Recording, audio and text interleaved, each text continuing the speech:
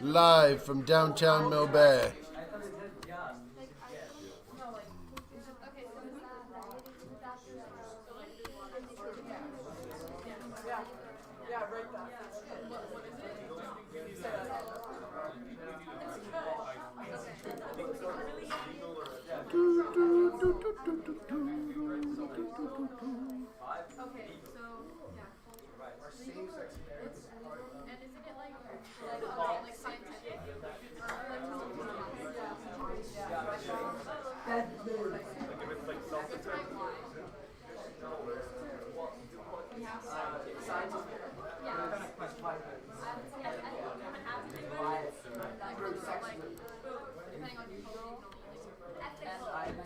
No, it's not ethical. Biological.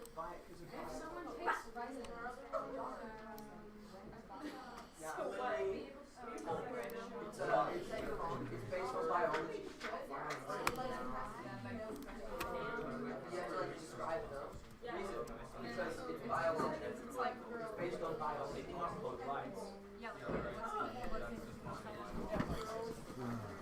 Okay.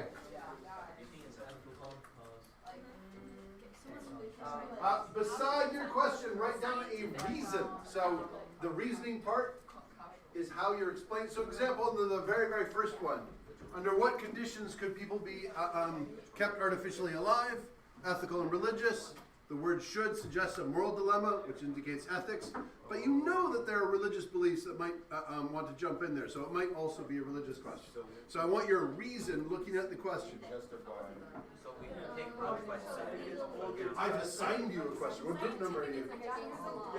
So you're group number 6. What is the most appropriate way to worship? And group number 6 has this question. Are same-sex marriages part of our charter rights? Although I'm going to focus on the first 7 for now.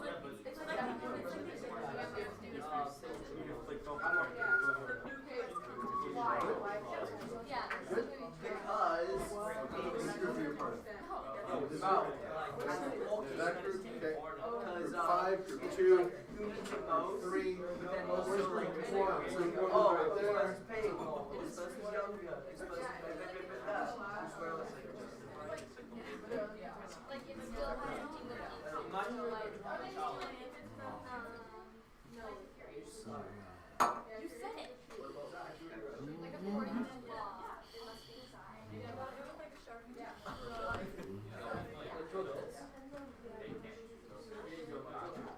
You have 30 more seconds. Wait, should we do both of the questions?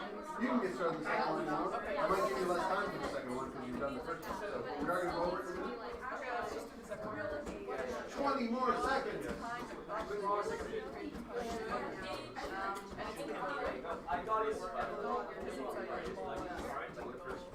10 more seconds. You should try. 8, 7, 4, 3. Okay, I'd ask you to stop. Didn't work. Someone's been trained. Well done. Okay, starting at group 1, your question. Now, in this, when I do this, anybody who did all the writing is not allowed to speak. So you need to appoint one of the people who did not, or both, to speak. So, for question number 1, group 1, is it unjust to deny someone a basic human right? Is that, what type of question is that? Okay, we got is legal and also an ethical question. Excellent. What made you think that it was a legal or ethical question, and or? Legal because it talks about rights, human rights, that's defined by Constitution and Yep, stuff. yep. And then ethical because it's kind of a dilemma of like denying human rights to someone. It's not very ethical. So Good. Law and ethics will often use the same language. So whether or not it's enshrined in law would be a legal question, and you don't know if that's what they're asking. So it definitely could be legal. And whether or not something is a human right is an ethical question. So good. Where's group 2? There it is. What type of diet allows for the best athletic performance? What type of question is that? We put cultural and health because your diet can affect your health, and depending on your culture, what you eat can change. Yes. Your diet may depend on culture. To be honest, I never even thought of that, but obviously that is true. So that definitely could be a cultural question because that will come in there. And then what was the other type of question? You said health? Like scientific health. Scientific health. Yeah. So just what type of diet? Obviously, answer is lots and lots of steroids. Group 3, when should women take certain types of vitamins? We put scientific because it's like based on biology and it's not. Scientific? Yeah. Yeah. That's it. Alright. Yeah. No other ones in there? We didn't have any. Okay. That seems fairly to the point, yes. Group 4. Where's group 4? There we go. Is killing someone always illegal? What type of question is that? We said legal and ethical. Okay, and what was your reasons for legal? So like legally, it's like they still, no matter the situation, like it still needs to be like trialed and stuff. Right. And then for ethically, like is it morally right? Is it morally net? Now that's a question you can ask about killing, but is that in this question? No. I don't think it is because of the word illegal. It makes it very clear it's probably a legal question. So one of the dangers in this, and I'm glad you did that way, because oftentimes in a philosophy class or when a teacher asking questions, we're going to be like, what do you think? And you're just supposed to like think of as many questions as possible. We're trying to narrow down what are the only ones that could possibly be asked about this. 5. So illegal makes it very clear law, as opposed to up here where we said unjust. Justice kind of applies to both ethics, so it's hard to really nail it down, but that made it a little easier to do. 5. Who's 5? Is killing a murderer justified? It's a legal and ethical question. Okay, and why? It's ethical because killing, like, is it like morally right, even though it's a murderer? Yeah, because you could argue ethically. Yeah, and then the word justify is like, just has something to do with legal laws. Yeah, because whether or not something is justice is definitely a legal question as well. Same ambiguity as we had up here. We'll talk about ambiguity later in the term as well. So we don't really know what type of question. They could be asking ethically, they could be asking legally. 6. What is the most appropriate way to worship? What kind of question is that? We chose religious and cultural. Religious and cultural. Why? Appropriate, it really just depends on your culture, where you come from, how you grow up. Yep. And religious is related to worship. You worship in a religion usually. Did anybody here read that question for homework and thought it might be legal? There are places in the world in which it could be a legal question if you have a state religion, like the United Kingdom. What is the state religion of the United Kingdom? No. Oh, gosh, no. There's only one type that's correct. All the other ones are going straight to hell. Yes? Is it Protestant? It is. No, that's too broad. You're going to let all the Baptists in there? Crazy. Yep. No. Oh, definitely not. You picked the one example that they would have fought a war over. Kind of did, actually. Yes? Anglican, also known as the Church of England. The head of state is also the head of the church. Canada doesn't have a state religion, even though I almost said Queen. I am so sad I have to say King now. King Charles is our head of state, but we don't have a state religion. We separated that part. And if you're wondering why does Canada have a king? Why don't we just get rid of it? And the part of the reason for that is that it goes back to where you get your prior law from. So, for example, all the indigenous groups in Canada have a treaty with the royal family, not the government of Canada, which means to do that would be to break every single treaty. Both sides view that somewhat dimly, and there's a lot of other consequences in other areas as well. So we're stuck with a king for now, even if it is King Charles. If you like King Charles, that's fine. Where were we at? So here, yeah, 6 is probably not legal. 7? Where's 7? Where's 7? There we go. What are your feelings, emotions, opinions about selecting the sex of your child in advance? And sex here, of course, is biological sex. Yeah, we chose religious/cultural.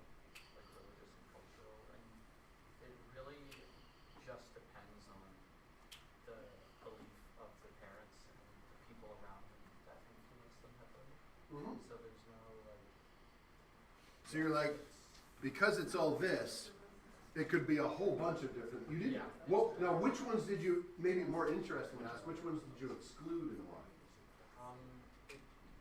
We excluded legal because if it's available and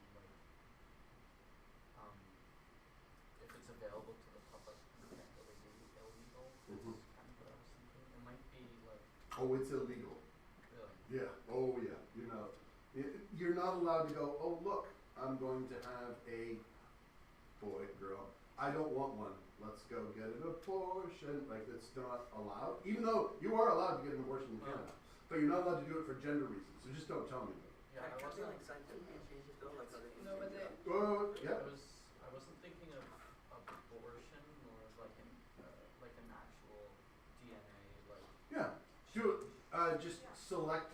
You can take the spermatozoa and you can spin them in the centrifuge, and then get like a sample that's like 80% male or 80% female, because it's spermatozoa that bear either the X or the Y chromosome, and that determines the gender of the child. And then just up your chances. That's also. And then isn't that what they meant? Because it's like it says scientifically, so not abortion wise, like DNA altering wise. Yeah. So it says, "What are your feelings, emotions, opinions?" So you didn't say scientific. Well, no, because it's not based on science. It's not by science. Yeah, these are your feelings, emotions, opinions. So this is not how to do it. This is not whether it's illegal to do it. This is just, what do you think about it? So religious, cultural, ethical, all of those could come into play. So good. Just so you're aware, if you go into your doctor and you are in fact someone with a uterus and you are in fact pregnant, they are technically not supposed to tell you the gender of the child because for that exact reason. Because you may then decide, oh, I've got the bad one, so I'm just going to have an abortion and do it again. Although you're allowed in Canada to request an abortion, it's perfectly your right, but they should not. Now, almost every doctor I know does, because they have a relationship with the patient, they evaluate whether or not they think you're going to do something for that reason, and they'll probably tell you. But weirdly, you also have the rights for the results of any medical test. So if you get an ultrasound, that is not for the purpose of gender. They will not write it on the test. Your doctor may tell you, but they don't write it down. So if they don't tell you and you request the results, it will not tell you the gender. If you get a genetic test, because you're worried about metabolic disorders, or you're worried about genetic disorders, and you get a genetic test, that trumps the hiding of it, because a genetic test will tell you the gender. They'll still tell you, because they have to give you the results of all the tests. Okay, I'll give you a shorter amount of time for anybody who hasn't done the next ones. We'll do that quickly once again. 1, 2, 3, 4, 5, 6, 7. Same groups? No. This will actually mix it up. And then that way you might have to think about different ones. So, oh yeah. Oh, toolkit, group maker, threes. Thomas, you're a free agent. Join any group. Go to where your group is labeled on the board. Find your new people.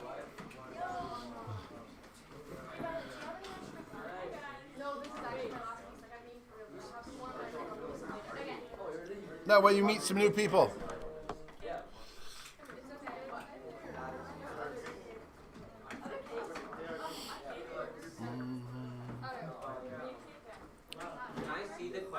Yeah, I'm going to put them back up once everybody's in their groups. Find your same groups. Find your same groups. Does anybody not know what group they're in? I'm about to pull this away. Thomas, did you find a group? Where's Thomas? There's the questions.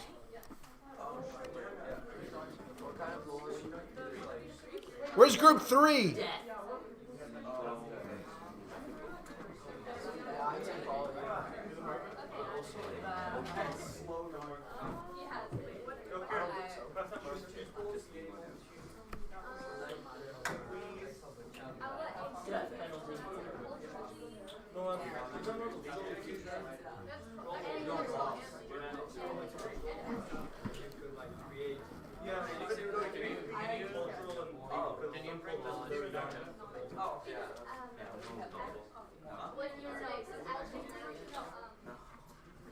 Thomas? So that's your group? Excellent. What group number are you? Oh.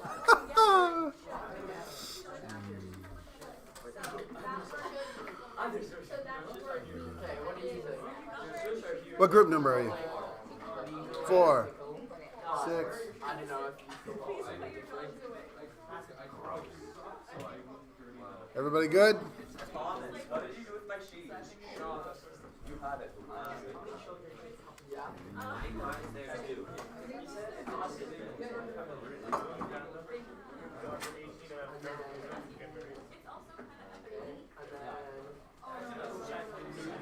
Or maybe I'm talking about you don't want to. If we get to a point of like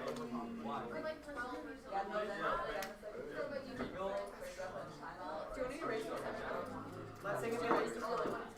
Oh wait, no. Yeah, I think it's Remember that the person who writes, okay. Short amount of time for this one. So we have. Are you lost? Oh, you're right back there? Okay. Wait, no, we're 7, so we're I don't think I like we can't care for all. Oh my god, I was looking at it. Well, by the end, they were just like.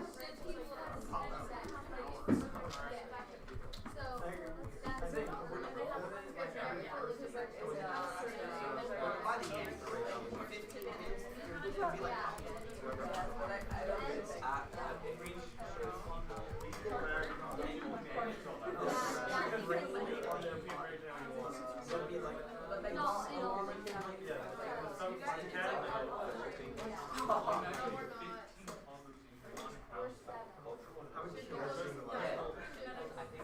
Also, it's like if you're 15,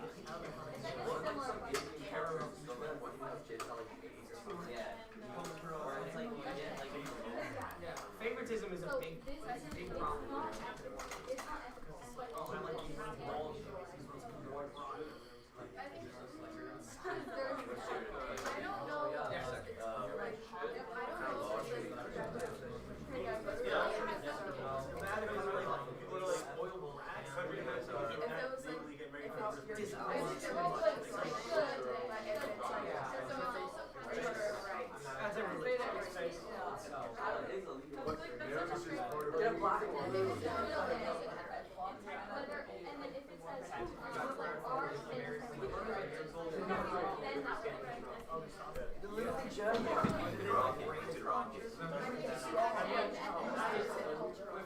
Okay, 10 seconds. Okay, hurry up. 5, 4, 3, 2, 0. Excellent. Okay, if I get your attention. Everybody, okay, I'm going to. I just realized in the last question I had a bias. The bias was numerical order. I started at 1, I went to 7. I once had a research project in university, and they said we would be allowed to pick our projects, because if you both picked the same project, you couldn't. So they'd come up with a random order in which you were allowed to pick your project. Guess what their random order was? 1, 2, 3, 4. Alphabetical order by last name. So I pity all those ones in there. As an N, I think I was like 3/4 of the way down. All those people walking around with the last name beginning with A, I hate you. Okay, so I'm going to randomly start. Number 3, how should we decide who receives organ transplants? Where's number 3? We think that that's a scientific and ethical dilemma, Sounds good. and we think that the top priority is whoever needs it the most. So Triage. we think that if someone's to get an organ transplant, should be the person who needs it the most. And second is the highest chance of survival if they get it. So you need scientific to measure those things, I'm guessing. And then what parts of it makes it ethical? Like if there were if there's like only like one organ and more than one person needed it. The fact you have to choose. Yeah. Yeah, that makes sense.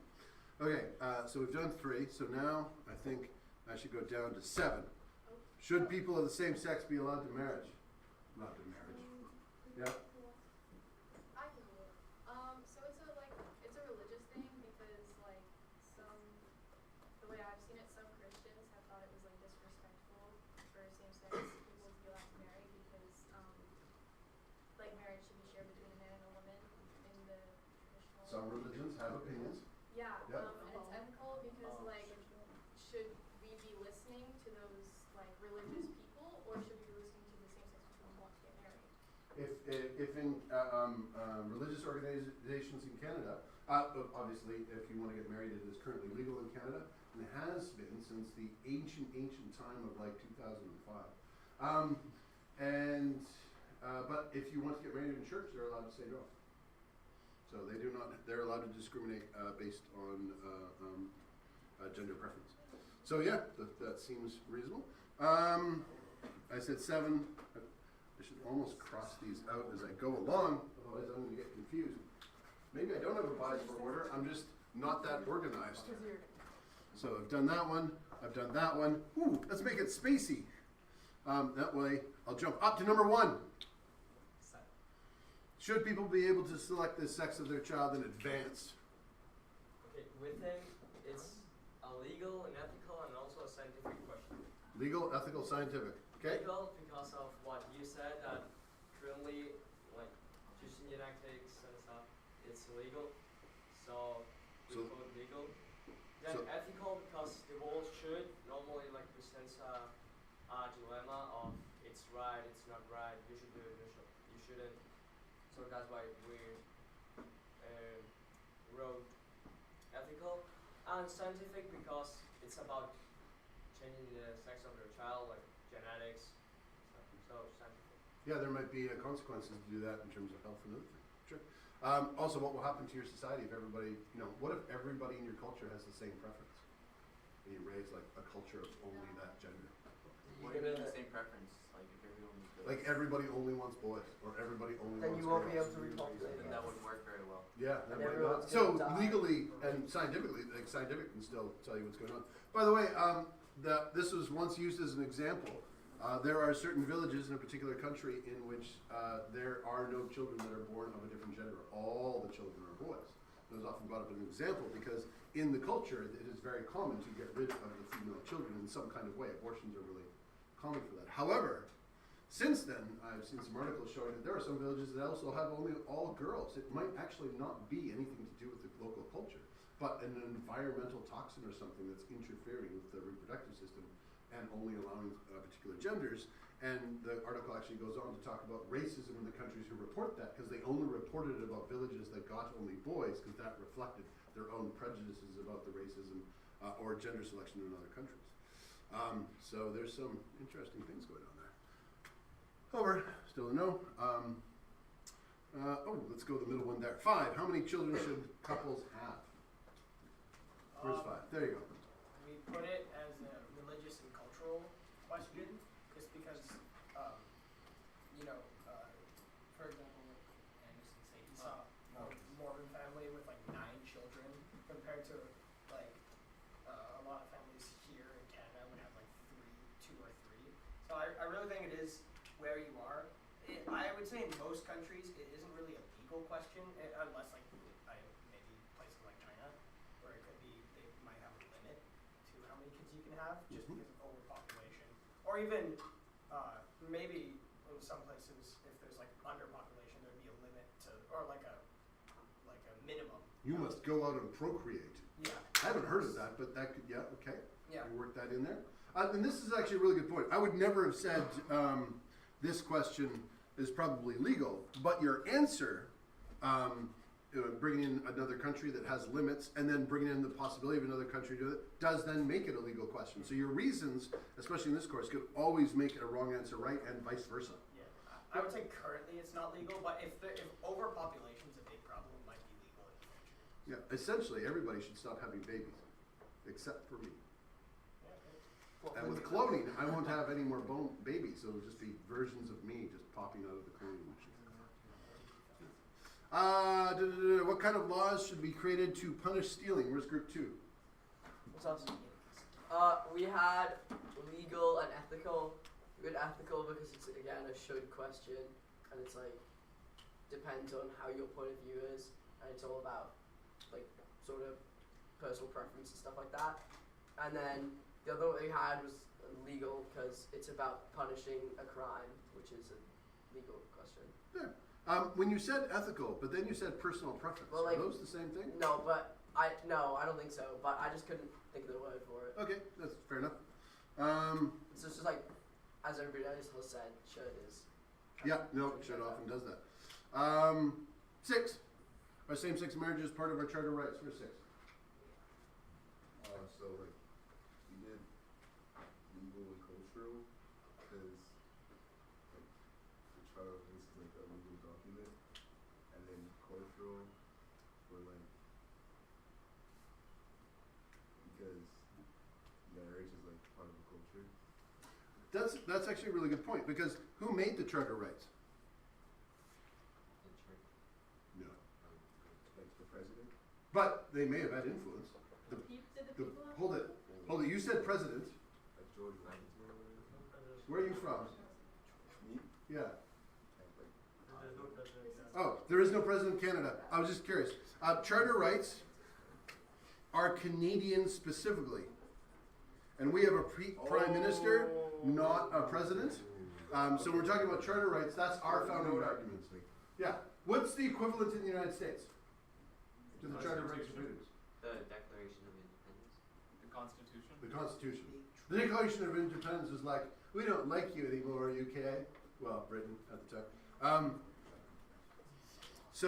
Yeah, definitely legal, as you said. But culture does influence.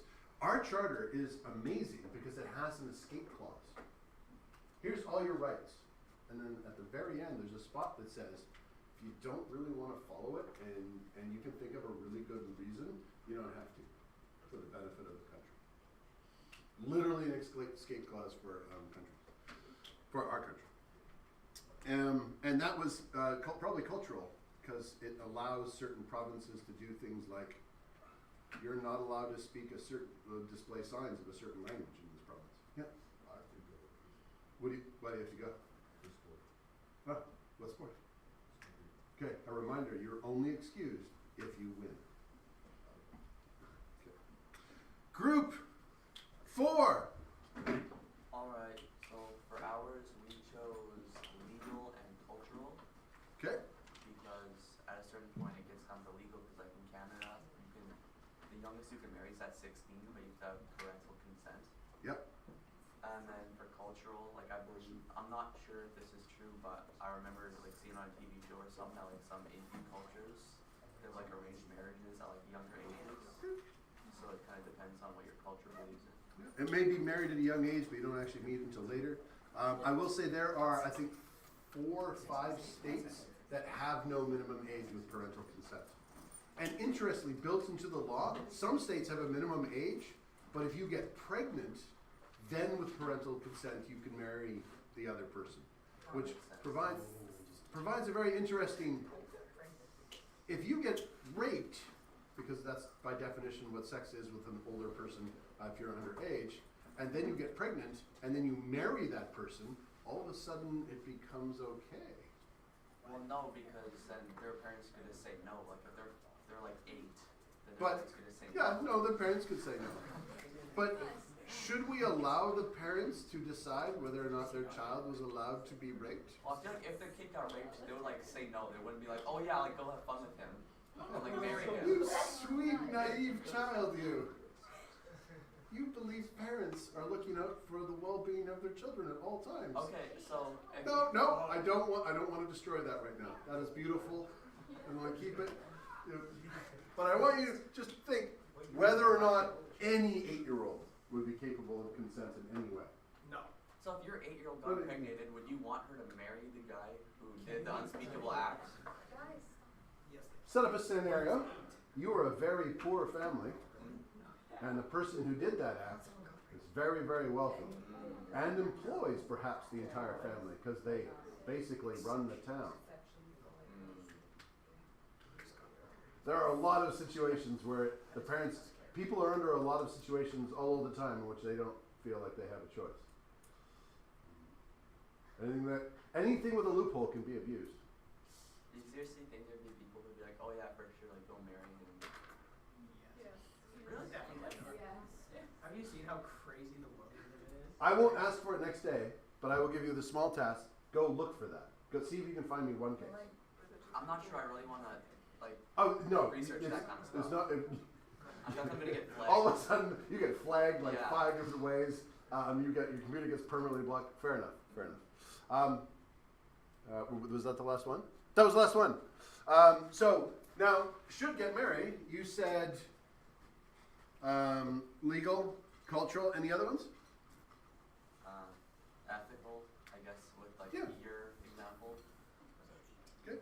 Should you, if you're a Should you? married to a grown man? And not, by the way, when we talk about other cultures, just to make sure I'm being clear, not all cultures that have people marry at a very young age have it that they're necessarily married in the same way that we think here. They may be living apart for a huge amount of that time and they only get together when they're older. It's just more like a promise until then. There's all sorts of different cultural practices when it comes to marriage. Yeah. Does it, like, it's kind of a weird question, but you know how you said, like, if you get pregnant, you can marry them? Yeah. Does it work, like, the other way, too? Like, if you're, like... Married, you can get No, pregnant. no. If Like, you get someone pregnant. No, if you're, like, a boy, and Yeah. you're underage, and you get someone older, Pregnant. yeah. I believe the law would look at that the same. Far less likely to be prosecuted. Weirdly, well, not that weirdly. Our culture is far less prosecutorial towards the statutory rape of young men or boys than it is the other way around. It still happens, but people don't seem to expect it as much and they get away with it more. I'm sure you've all seen a few news stories here and there about teacher, young male student, she's pregnant and she goes to trial. That happens. We'll look at some of the teaching standards of practice in British Columbia in some of the cases. It happens more often than you would predict it does. Okay, thank you. Return back to your normal seats.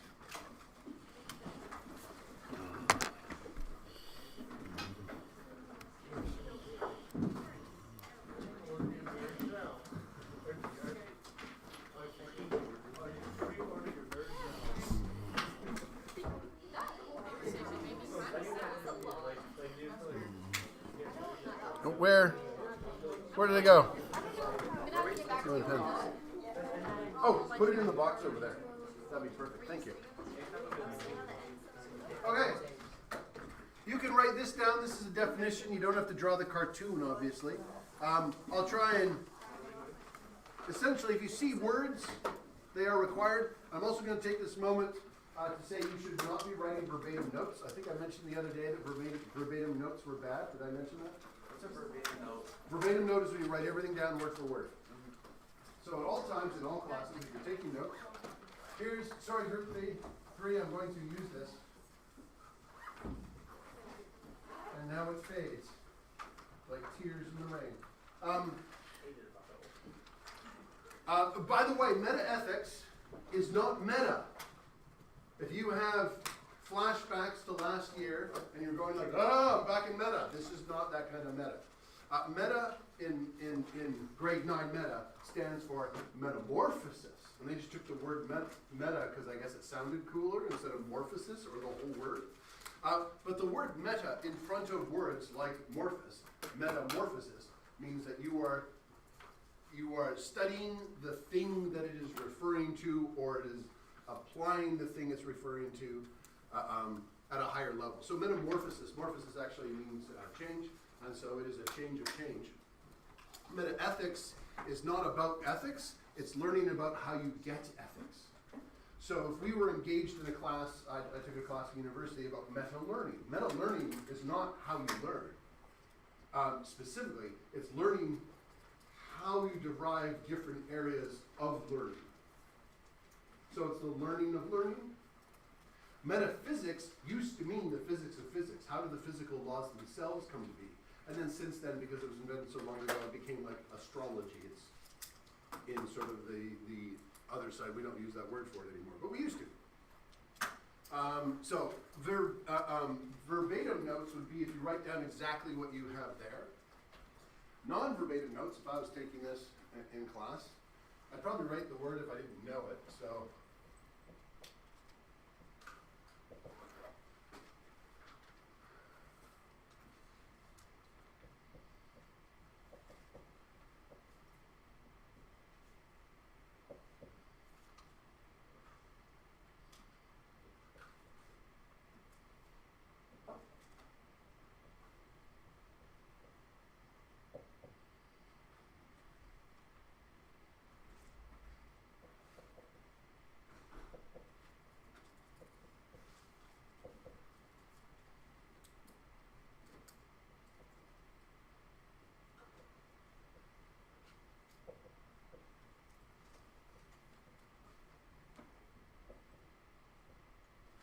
So I used fewer words.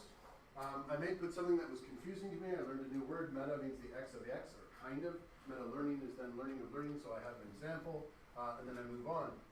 Meta ethics. How to get ethics? I understand what that means. I've used fewer words, even if it's not grammatically correct, and I don't have to write this whole sentence down. When you get a page of notes, that's much quicker. Also, I had to process it and come up with my own words to do that, which means I will remember it more.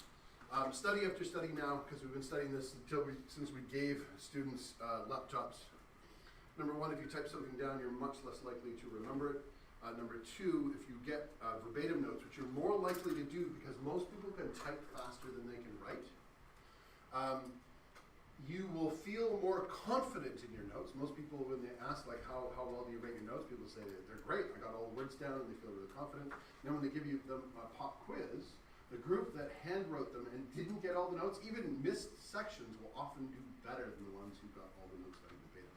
And they suspect it's because you didn't process it while taking it. Obviously, study can make up for that. Let's use pop quiz to do it. So I would suggest that if you're doing notes, you write them down in some way, and you try to squish them together. So we're not actually doing ethics yet. We're just talking about where ethics come from. And one of the first things we're going to talk about is critical thinking, and then what ethics aren't. So a title, yay, some basics of critical thinking. And then I don't think you have to write anything on this next page. Let's take a look at it. Yeah, you don't have to write any of this down. A lot of courses will say that they teach critical thinking, and it's both true and false. The way most teachers define critical thinking, they are teaching it because they're defining it as just thinking. If you go to university and you take a course in critical thinking, it is not every course. It is literally Logic 101. You learn fallacies. You learn how to construct an argument. You learn how to use if-then statements and or not. Eventually, it actually becomes a little bit like math. We won't probably get to the math part, but we will kind of get there. But it is how to look at an argument and tear it apart and figure out whether or not it's true at a fundamental level. Now, all courses do have a bit of that, so it is true that they say that they're teaching critical thinking. Math is just a structure of an argument in numerical form. English will often tell you how to construct an essay. But debate is not about critical thinking at all. Debate is about winning your argument. Critical thinking is seeing if it's false so you can prove it, but also defending your idea if it's bad and making sure the other team doesn't know. If you're really good at critical thinking, you can be very, very evil. There's always a dark side and a light side. These are some of the things that came out in the past few years. I'd like to mention, if we're looking at critical thinking, coronavirus, before it reaches the lungs, it remains in the throat for 4 days, and at this time, the person begins to cough and have throat pains. If he drinks water a lot and gargling with warm water and salt or vinegar eliminates the virus, spread this information because you can save someone. This is absolutely not true. But why would it sound true or look true? That popped up on a meme on Facebook, yeah. Like why would people believe it? Yeah. It's kind of like, I guess you could say that you're kind of gargling the virus to mix with the water and then spitting it out. It makes some common sense points there, right? What the image shows is kind of like the virus sitting there. Yeah. And can just be like kind of, I don't know, whisked off the Whisked surface off of there. your throat and spat out. Yeah.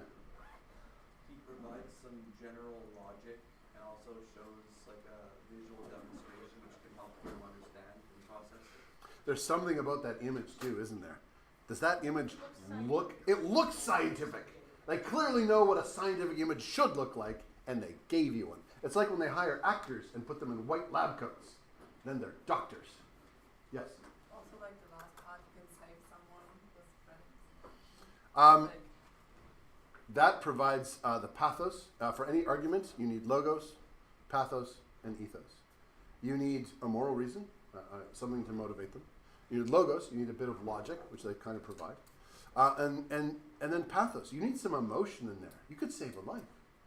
This is It's not very long, it's not very much. It encapsulates all of those. It's false factually, but that doesn't affect our argument because people may not know that.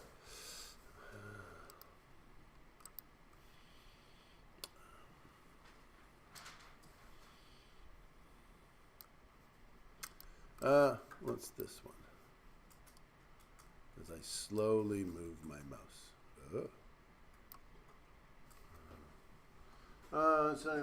Serious excellent advice by Japanese. Everyone should ensure your mouth and throat are moist, never dry. Take a few sips of water with 15 minutes of leak, even if the virus gets in your mouth. Drinking water. This is from Brother Nature. There's a particular point in here that works well in Canada and the United States.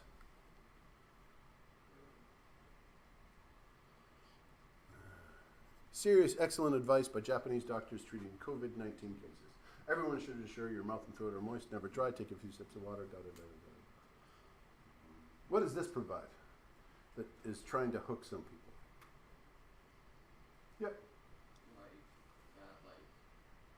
Since the Japanese are stereotypically very diligent or advanced, that it's more credible. Japanese doctors are good at math. So it must be true.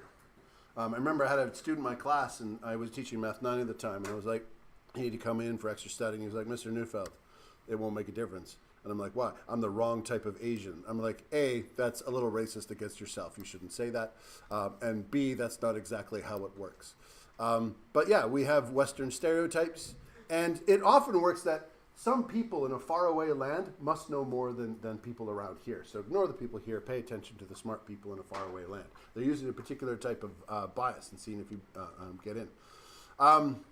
This one, this is a county commissioner in the United States. I can't even, Okeechobee. I don't know if I pronounced that correctly at all.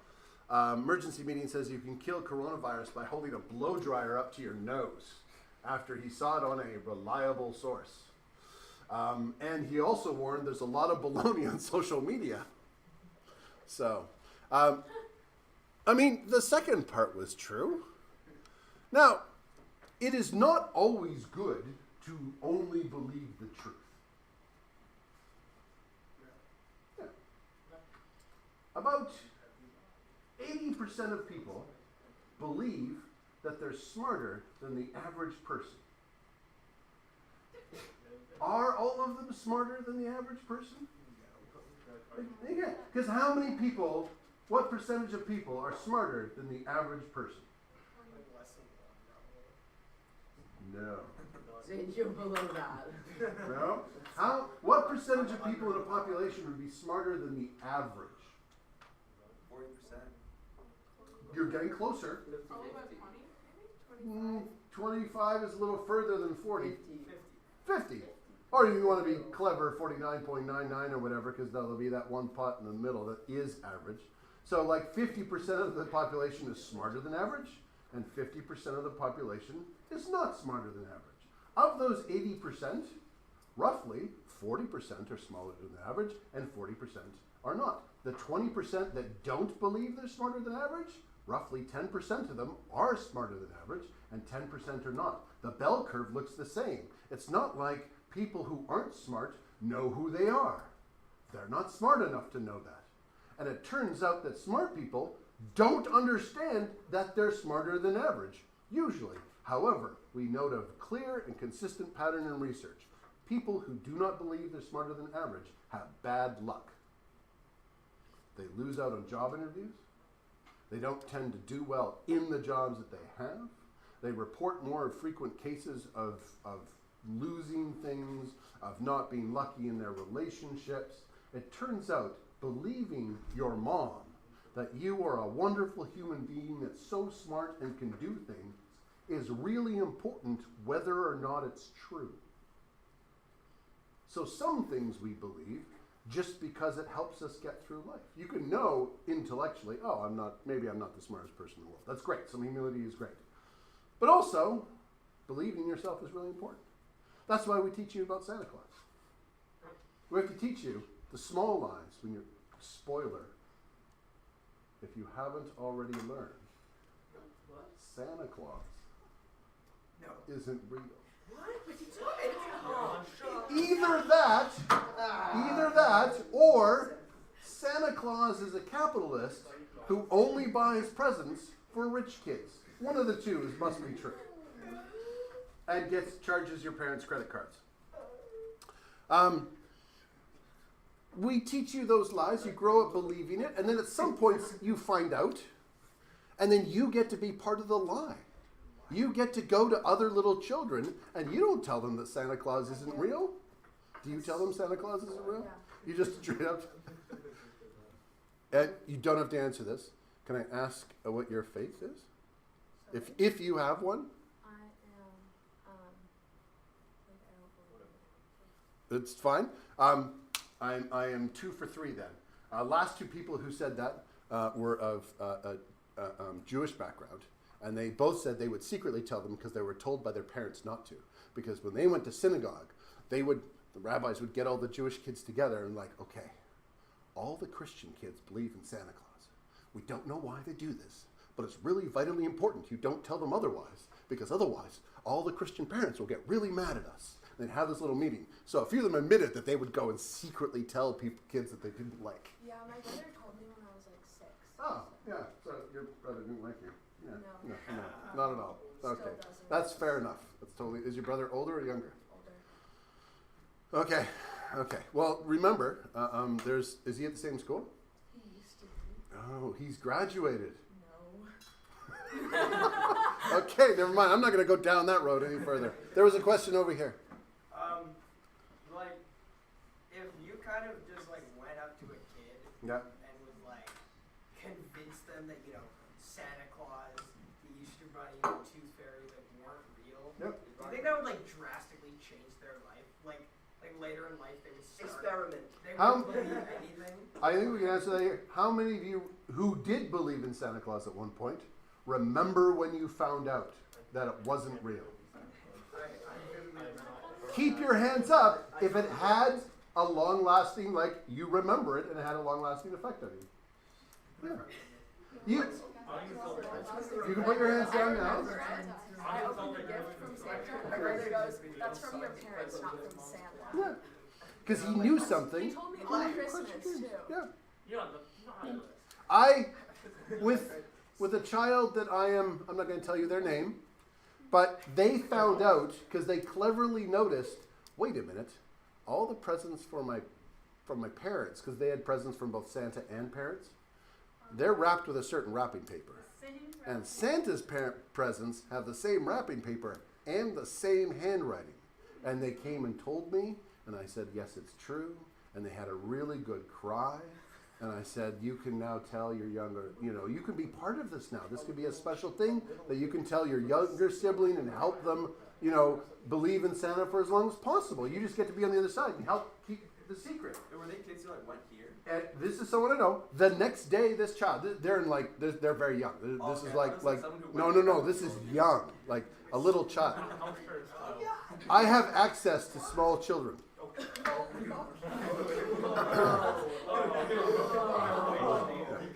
The next day, this same small child, who I'm not going to name, came to me and said, I've decided to believe in Santa Claus again. And I said, what do you mean you decided? You told me yesterday. They said, no, Santa Claus is real. And they just believed it for 2 more years until they finally decided to stop. It affected them so much, they decided, I just reject that, and I'm going to. Now, in this person's defense, I may have lied to them before, and they've had other beliefs. For example, when they were very tired, I would say I could see a blue light behind their ear flash. And so when they would say, I can't go to bed now, I'm not tired. And I would just pull their ear back and say, the blue light's flashing, you're definitely tired. And they go, oh, I know. And then they would go to bed. Is this small child a child of your own? Maybe. Is it one of the wizards? The wizards don't give me access to their children in the same level. You can do that to some random kid. And they didn't find out about this until they were much older. And they said, you have fooled me so many times. You can't fool me anymore. I totally see through your tricks. And then I got to say, do you still believe in the blue light? And see their entire world come crashing down around them. It was beautiful. Yeah. They even asked, my sibling doesn't have a blue light. What? Obviously. And I said, yeah, because they're a boy. And they went, oh, okay. You just like verbally abuse your children for fun, like a little bit. You have to, at some point, you have to learn how to believe small lies, like Santa Claus, so you can believe big ones, like justice and money. Well, if you have money, how much is $100 bill worth? If you have a lot of money, it's still worth $100. Not $5. Why? 10,000 rupees. Because you can trade it for like the same amount. No, I know. No, but fundamentally, A billion rubles. your belief in it working being worth $100 is dependent on the shopkeeper's belief that it's worth $100. But what actually makes it worth $100? The common agreement that it's worth $100. It's a shared delusion. It's just a piece of paper. It's not actually worth $100. Basically, if everyone believes the same lie, make it real. Yeah, that's absolutely, for some things, that's absolutely true. Yeah. So, like, the banks don't get money from anywhere. They just make it up and print it and hand it out. And then we all decide to agree. When people stop agreeing, that's when you get bugs in the economy and hyperinflation and all sorts of things. Okay. Attempted to try to find Santa Claus. I was scared that he wasn't even gonna come. Okay, Zane, you asked the question whether or not it had an impact, and I feel like you were the one that had the most impact of all. Okay, in the last few minutes, I have you until 1 o'clock. When we're talking about bias, which is one of the things we're going to talk about in the logic section, one of the big ones I think that's applicable to you is the amount of bias that a teacher has. And I'm not talking about deliberate bias. Everybody knows about deliberate bias. If I didn't like a student who came from Alberta or something. I'm not talking about those types of biases. Zane, are you able to, or do you need to step up? Okay. We're talking about biases that we don't know we have. Biases where I may ask students on the right-hand side more questions than people on the left-hand side. If you are a quiet student, I may think that you're a better student even though you're struggling. Language people. Also not talking in class.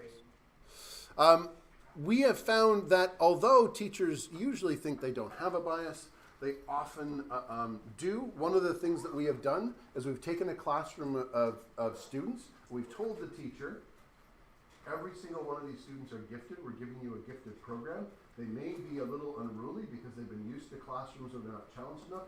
Challenge them, they will do fantastic. Then they took another teacher and they gave them a bunch of students and said, all of these students have really massive IEPs. They really struggle with their learning.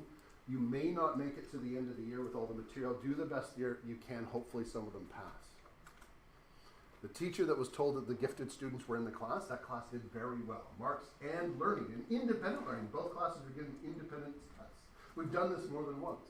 But we've done this more than once. We stopped doing it in the 70s because it's unethical. But when we were doing it, the class that was told that they couldn't learn, didn't learn as much. Both classes were a random selection of children every single time. They were not gifted, and they did not have, they were just a random selection.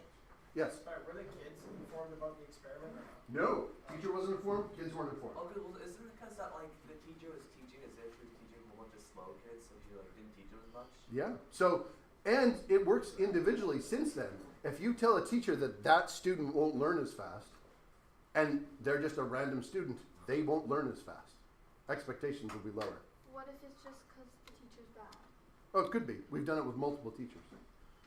Until the 1980s, what was the most common effect on how much you'll learn? Your teacher? Drugs. No. Okay. No. The education attained by your mother. Oh. That had the single highest influence on how much you learned. Because who usually helps up until the 80s the average kid with their homework? Your mom. It was on average used to be mom. Dad was at work, mom was at home, mom helped you. More educated mom, more educated kids. Beat out any teacher, teaching style, anything in the classroom could do. That's since been away. It doesn't really work here because we know where you put your head to sleep at night, and we can come and find you at any time, and you have house parents and prep and all those things. We're actually trying to eliminate those types of things so everybody can do really well. It's 1 o'clock. I'm going to stop there. But if you have a quick question, you can ask it on your way out. I didn't have time to give you homework, so no homework for tonight. You're welcome.